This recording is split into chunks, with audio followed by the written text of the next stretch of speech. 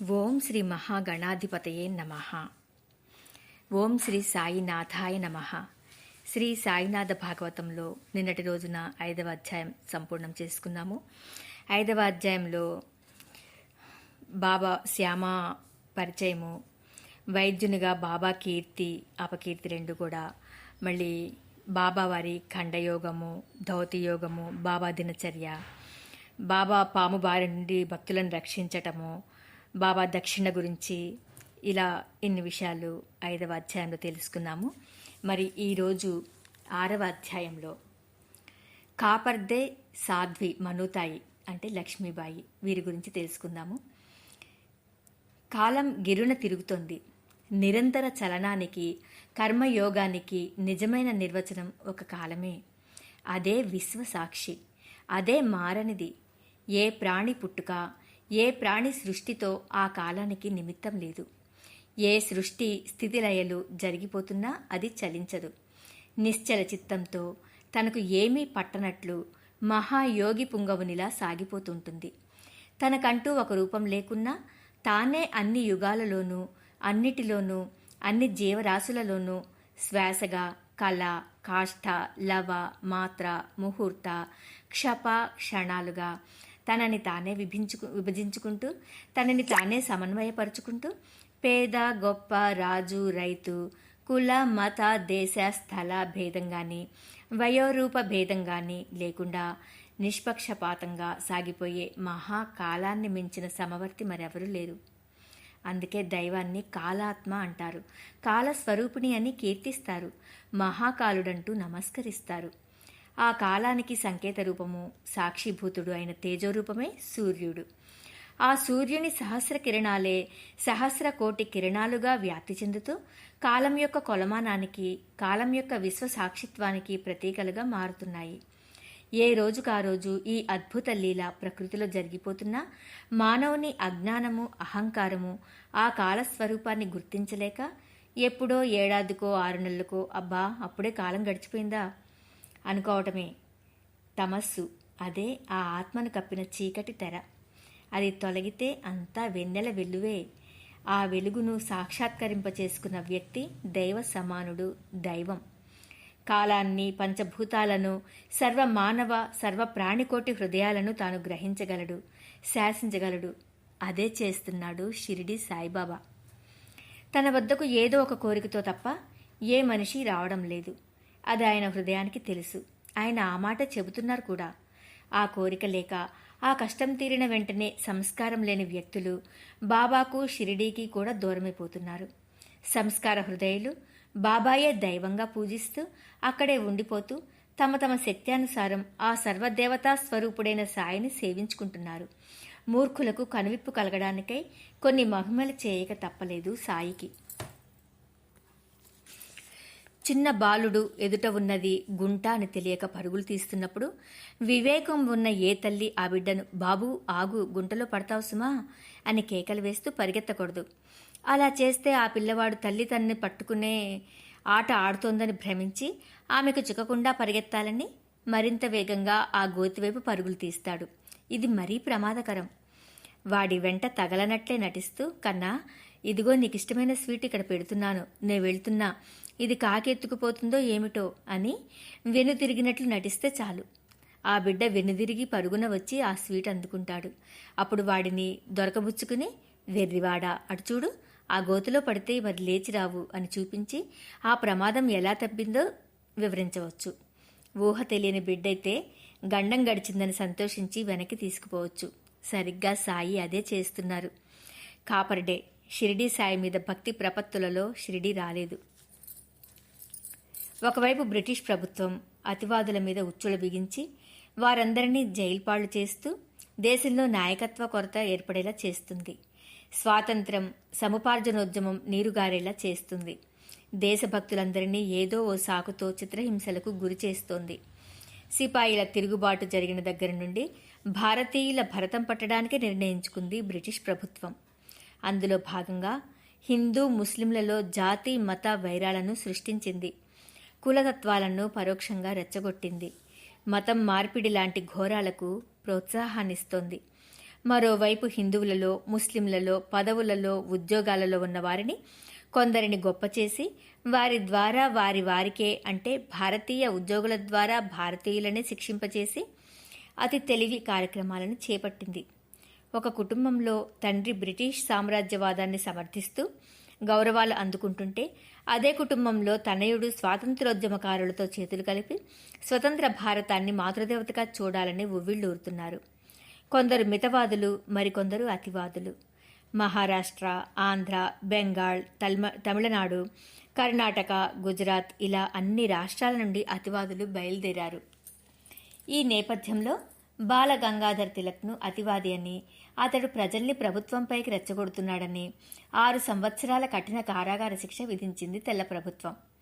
కొంత శిక్ష బొంబాయిలోనూ, మరో 4 ఏళ్లు బర్మా జైల్లోనూ శిక్ష అనుభవించేలా తీర్పు ఇచ్చింది. ఆయనను జైలుకు తరలించింది. కాపర్ డే ఆమ్రాతిలో అంటే అమరావతి, మహారాష్ట్రలోని అమరావతి ఆమ్రాతి అంటారు మరాఠీ యాసలో. కాపర్ డే ఆమ్రాతిలో పేరు మోసిన న్యాయవాది. పేద కుటుంబంలో పుట్టిన, విద్య యందు ఆసక్తి కలిగి వరుసగా ఒక్కొక్క మెట్టుగా ఎక్కి వకీల్ పట్టా పుచ్చుకుని ఆమ్రాతిలో ఎన్నుకోదగిన లాయరుగా అపార కీర్తి గడించాడు. ఒక కీర్తే కాదు, ధనము సంపాదించాడు. అతడికి ఇంద్రభవనం లాంటి పెద్ద బంగళా, 7 మేలుజాతి గుర్రాలు, 2 పెద్ద గుర్రబండ్లు, ఇంటి నిండా నౌకర్లు, చాకర్లు, పరిచారికలు ఉండేవారు. ఆయనకు 3 కొడుకులు, కోడళ్ళు, అంతా విద్యాధికులే. వీరుగాక రోజు వచ్చిపోయే అతిథులతో, పార్టీలతో పెళ్లిళ్ళలా ఉండేది. కాపర్ డే కేవలం చదువులో పైకి రావడం, లాయరు వృత్తిలో రాణించడం, డబ్బు కీర్తి గడించడమే గాక గొప్ప విద్వాంసుడు కూడా. సంస్కృతం బాగా నేర్చుకున్నాడు. సంస్కృత ఆధ్యాత్మిక గ్రంథాలన్నిటినూ ఔపాసన పట్టాడు. భగవద్గీత, ఏకనాథ భాగవతం, రామాయణం, జ్ఞానేశ్వరి లాంటి గ్రంథాలే కాక పరమామృతం లాంటి మరాఠీ వేదాంత ప్రామాణిక గ్రంథం కూడా కూలంకషంగా చదివి అర్థం చేసుకున్నాడు. ఎవరితోనైనా సరే ఆ గ్రంథాలను గురించి, గ్రంథస్థ విషయాలను గురించి అనర్గళంగా వాదించగల వాక్చాతుర్యము, భాష మీద పట్టు అతుకున్నాయి. ఇవిగాక అతడు సరస సంగీత సాహిత్య సరసుడు. తనకు తన అతిథులకు వినోదం, కాలక్షేపం కోసం తన ఇంట్లోనే అప్పుడప్పుడు భోగం మేళాలు ఏర్పాటు చేసేవాడు. ఇంతటి భోగి, దర్పము, రాజసము ఉన్న కాపర్డేకు ఆయన ఇల్లాలు మనూతాయి ఒక వరం, ఒక అదృష్ట దేవత. లక్ష్మీబాయి అనే పేరు కూడా కలిగిన ఈవిడ ఆ కుటుంబానికి పట్టుకొమ్మ, మహాసాధ్వి. ఓర్పుకు, సంసారం జాగ్రత్తగా నడుపుకువచ్చే నేర్పుకు ఆమె ప్రతిబింబం. ఇంతమంది నౌకర్లు, చాకర్లు, అతిథి అభ్యాగతుల పాలనా పోషణ అంతా ఆమె స్వయంగా పర్యవేక్షిస్తుండేది. 3 కొడుకులు, కోడళ్ళు, వారి పిల్లల భోజనాధికాలన్నీ తానే స్వయంగా చేస్తుండేది. భర్త ఇంతటి పని ఒత్తిడిలో ఉన్నా ఆయనకు ఏ వేళకు ఏది కావాలో అమరుస్తూ ఆయన కష్టసుఖాలలో తోడు నీడగా ఉండేది. బాలగంగాధర్ తిలక్ తరపున కాపర్ డే వకీలుగా వకల్తా పుచ్చుకున్నాడు. ఇలా ఎందరో దేశభక్తుల విషయంలో కాపర్ డే తెల్ల ప్రభుత్వానికి వ్యతిరేకంగా వాదించి వారిని విడుదల చేయించిన మంచి వక్త, గొప్ప లాయరు. అతడు పట్టుకున్న కేసుకు తిరుగులేదన్న ఖ్యాతి సంపాదించుకున్నాడు. బాలగంగాధర్ తిలక్ విషయంలో కాపర్ డే వాదనలు వీగిపోయాయి. తిలక్కు శిక్ష పడింది. ఇది తన జీవితానికి, వృత్తికే ఒక సవాలుగా తీసుకున్నాడు.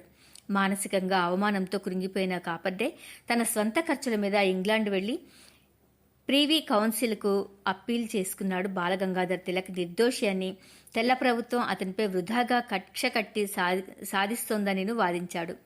2.5 సంవత్సరాల కాలం అతడు తన స్వంత ఖర్చులతో కేసు నడిపిస్తూ ఇంగ్లాండులోనే ఉండిపోవలసి వచ్చింది. ఆ సమయంలో అతడి తల్లి మరణించింది. ఆమెపై ఎనలేని ప్రేమగల కాపర్ డే తల్లి మరణశయ్య మీద ఉందని తెలిసి రాలేకపోయాడు పని ఒత్తిడి వలన. తన కన్న తల్లి మరణించిందని తెలిసిన తర్వాత కూడా వెంటనే దహన సంస్కారాలకైనా అందుకోలేకపోయాడు. ఇది అతనినెంతో కృంగదీసింది. ఇలా ఉంటే ప్రీవీ కౌన్సిల్లో ఇతడు పెట్టుకున్న అప్పీలు కొట్టివేసి తిలక్ను శిక్ష అనుభవించక తప్పదని తీర్పు ఇచ్చింది. అంతులేని నిరాశ నిస్పృహలతోనూ, మానసిక క్లేశంతోనూ, అవమాన భారంతోనూ కాపర్ డే స్వదేశానికి తిరిగి వచ్చాడు. వస్తూ త్రోవలో బర్మాలో జైలులో ఉన్న బాలగంగాధర్ తిలక్ను కలుసుకుని మాట్లాడి వచ్చాడు. ఆ మాటలెంతసేపు? ఒకవైపు బ్రిటిష్ ఆఫీసర్లు, పోలీసులు తమ డేగ దృష్టులు ప్రసరిస్తూ పాము చెవులతో వీరి సంభాషణ వింటుండగా తమ హృదయాలు విప్పి మాట్లాడుకోలేక మౌనంగా కళ్లతోనే ఒకరినొకరు స్వాంతన చెప్పుకున్న సన్నివేశం అది. ఇద్దరు దేశభక్తుల మౌన సంభాషణ అది. హృదయగత భావాల పరావర్తన సన్నివేశం అది. ఆమ్రాతి చేరుకున్నాడే గాని ఖపర్దేకు ఆరోగ్యం దెబ్బతిన్నది. ఆత్మవిశ్వాసం సన్నగిల్లింది. 2.5 సంవత్సరాల దేశంలోనూ ఇంటి వద్ద లేకపోవడంతో ప్లీడర్ ప్రాక్టీసు దెబ్బతిన్నది. వైభవంగా జరపవలసిన ఇంటి ఖర్చులున్నాయి. ఆ రోజుల్లోనే అతడి సంపాదన నెలకు ₹1,00,000 ఉండేది. ఆ ఆదాయం తగ్గిపోవడంతో కుటుంబాన్ని ఆ అంతస్తులో కాపాడుకుని రావడం ఆర్థికంగా తలకు మించిన పనైంది. ఇన్ని ఒత్తిడుల మధ్య ఖాపర్దేకు షిరిడీ సాయిబాబాను గురించి తెలిసింది. అక్కడికి వెళితే కొంత ఊరట, మనశ్శాంతి కలుగుతాయని భావించాడు. 1910వ సంవత్సరం డిసెంబర్ 5వ తారీఖున ఖాపర్దే మొదటిసారిగా షిరిడి వచ్చి సాయిబాబాను దర్శించాడు. కేవలం సాయి దర్శనమే అతడు ఆశించినది. సాయి మాత్రం ఎంతో ఆదరణతో, ఇది నీ ఇల్లే, నేనిక్కడుండగా ఎవరికైనా ఏ భయమైనా ఎందుకు అని అభయం ఇచ్చాడు. మరి ఈరోజు ఖాపర్డే గురించి తెలుసుకున్నాం కదండి. ఖాపర్డే ఒక మంచి పేరుగాంచిన లాయర్ అని, తను మంచి వక్త అని, తను పట్టుకున్న కేసులా కూడా సక్సెస్ అవుతుందని, తను చాలా ఆస్తిపరుడని, ఇంట్లో ఎప్పుడు కూడా భోగభాగ్యాలతో వెలిసిల్లుతుందని, అతని భార్య మనుతాయి, ఆమెను లక్ష్మీబాయి అని కూడా పిలుస్తారని, ఆ ఇల్లాలు ఆ ఇంటిని, పిల్లలని, ఇంటికి వచ్చిన వాళ్ళని అందరినీ కూడా సక్రమంగా చక్కగా చూసుకుంటుందని, 3 కొడుకులు, 3 కోడళ్ళు, మనవళ్ళు, మనవరాళ్లతో ఆ ఇల్లంతా కళకళలాడుతూ ఉంటుందని తెలుసుకున్నాము. ఇంకా బాలగంగాధర్ తిలక్ స్వాతంత్రం గురించి పోరాడుతూ ఉండి తన్ని బ్రిటిష్ ప్రభుత్వము జైల్లో వేసిందని, అతని గురించి వాదిస్తూ 2 సంవత్సరాలు ఇంగ్లాండ్లో ఉండి, అతను మళ్ళీ కూడా 2 సార్లు కూడా ఓడిపోయి ఇంటికి తిరిగి వచ్చి తన తల్లి మరణాన్ని కూడా లెక్క చేయకుండా వాదనలో ఉన్నాడు, అక్కడే రాకుండా అని తెలుసుకున్నాము. ఇక తను నీరుగారిపోతూ ఇక్కడ ఆస్తి పోయి ప్రాక్టీస్ దెబ్బతిని అటు బాలగంగాధర్ తిలక్ విషయంలో కూడా ఓడిపోయి ఉండి మనస్తాపంతో గురయ్యాడు. ఆ సమయంలో షిరిడి సాయిబాబా గురించి తెలుసుకుని ఆయన దర్శనం చేసుకుందామని చెప్పననేసి బాబా దగ్గరికి రావటం జరిగిందండి. మరి ఈరోజు ఇన్ని విషయాలు తెలుసుకున్నాము. ఓం సాయినాథాయ నమః. ఓం నమః శివాయ.